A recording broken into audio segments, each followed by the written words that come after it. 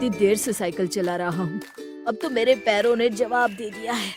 एक काम करता हूँ, थोड़ी देर उस बड़े पेड़ के नीचे बैठकर आराम कर लेता हूँ। फिर दीपक एक बड़े से पेड़ के नीचे बैठकर आराम करने लगता है।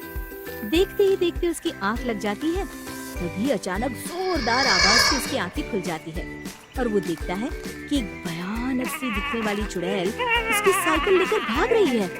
अरे मर गया! अरे ये चुड़ैल तो मेरी साइकिल लेकर भाग रही है। अरे कोई तो मेरी साइकिल बचाओ!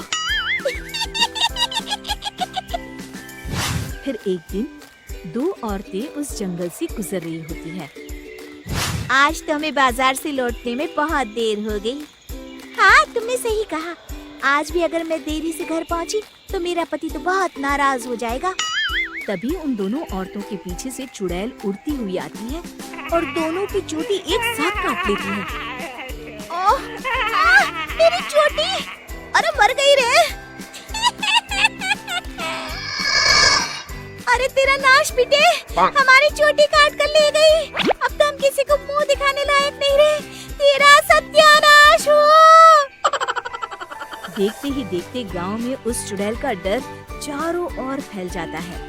एक दिन रमेश अपनी पत्नी के साथ उस जंगल से गुजरते हुए अपनी पत्नी से कहता है, अरे भाग्यवान, क्या कर रही हो? जरा जल्दी जल्दी पैर चलाओ, रात होने से पहले हमें गांव पहुंचना है। और कितनी तेज चलूं जी? आप तो हर वक्त बस मुझे डांटते ही रहते हैं। तभी वो चुड़ैल उड़ती हुई आती है और रमेश के बाल पकड़कर हवा में उसे उड़ा कर ले जाती है। अरे मर गया रे! अरे चुड़ैल तो मुझे कहाँ लिए जा रही है? अरे कोई तो बचाओ रे! हाय, मेरे पति को चुड़ैल उठा कर ले जा रही है। कोई मेरे पति को बचाओ! चुड़ैल की रोज रोज की इन हरकतों से तंग आकर एक दिन सभी गांव वाले इस समस्या से छुटकारा पाने के लिए मुखिया जी के घर पहुंचते हैं। अरे मुखिया जी, बाहर आइए! तभी मुखिया घर से बाहर आते हैं। अरे क्या बात है भाइयों, आप सभी गांव वाले यहाँ एक साथ क्यों आए हैं? तभी विमला कहती है, अरे क्या बताऊं मुखिया जी, उस जंगल वाली चुड़ैल ने तो मेरी चोटी काट ली। अरे क्या बताऊं मुखिया जी, वो चुड़ैल तो मेरी नई साइकिल लेकर 9-2-11 हो गई। तभी रमेश की पत्नी कहती है, अरे ये तो कुछ भी नहीं है, वो चुड़ैल तो मेरे पति को ही उड़ा कर ले गई। तभी मुखिया कहते हैं, अब आप लोगों से क्या छुपाऊं, वो नाश पीटी चुड़ैल मेरे सर की पगड़ी उड़ा कर ले गई है। मैं भी जंगल से जा रहा था, तभी चुड़ैल उड़ती हुई आई। अब ये पगड़ी मैं पहनूंगी। अरे अरे मेरे पगड़ी! फिर मुखिया जी उदास होकर कहते हैं, मेरी तो कुछ समझ में नहीं आ रहा कि उस चुड़ैल से कैसे छुटकारा पाया जाए।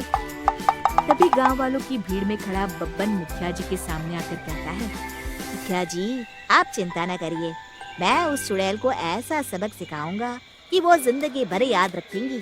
तभी गिरधारी कहता है, बड़ा आया चुड़ैल को सबक सिखाने।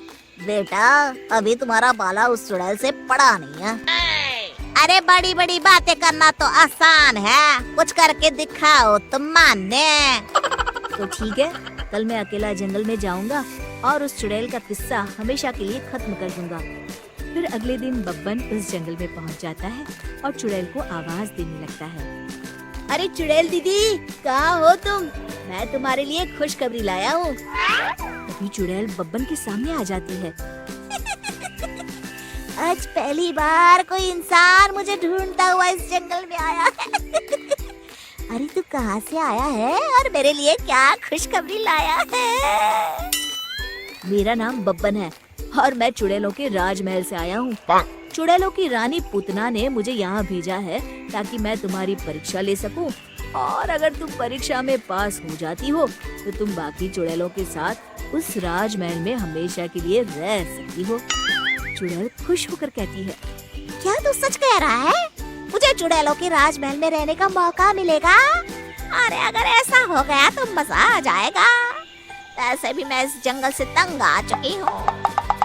हाँ, तुम्हें राजमहल में रहने का मौका मिलेगा। चलो पहले मेरे कुछ सवालों का जवाब दो। सबसे पहले ये बताओ कि तुम्हारे अंदर क्या क्या शक्तियाँ हैं और तुम उनसे क्या क्या कर सकती हो?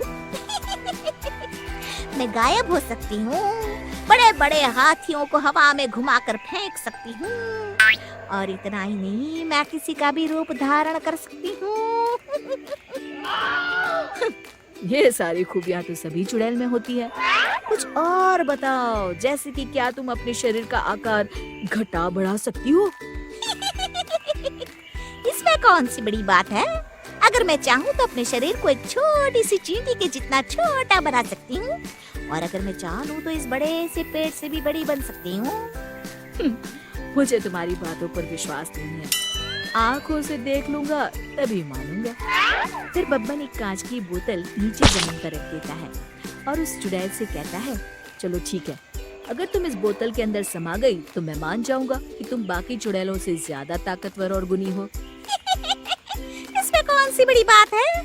अभी मैं तुम्हें अपना कमाल दिखाती हूँ। फिर देखते ही देखते वो चुड़ैल अपने शरीर को छोटा करके जमीन पर रखी बोतल के अंदर चली जाती है। तभी बब्बन जल्दी से उस बोतल का मुंह ढक्कन से बंद कर देता है। अरे चालाक आदमी, ये क्या किया तूने? बड़ी आई थी राजमहल में रहने वाली। अरे चुड़ैल, आज से ये कांच की बोतल ही तेरा राजमहल है। फिर बब्बन उस बोतल को ले जाकर बहती हुई नदी में फेंक देता है और इस तरह बब्बन अपनी होशियारी से उस चुड़ैल को सबक सिखाता है। शिक्षा, हिम्मत और होशियारी से दुनिया की बड़ी से बड़ी समस्या पर विजय प्राप्त की जा सकती है। दोस्तों, हमें उम्मीद है कि आपको हमारी ये कहानी पसंद आई होगी। कृपया हमारे चैनल को सब्सक्राइब करें और सभी अपडेट्स के लिए बेल आइकन जरूर दबाएं। और हाँ, वीडियो लाइक और शेयर करना मत भूलिएगा। Bye bye.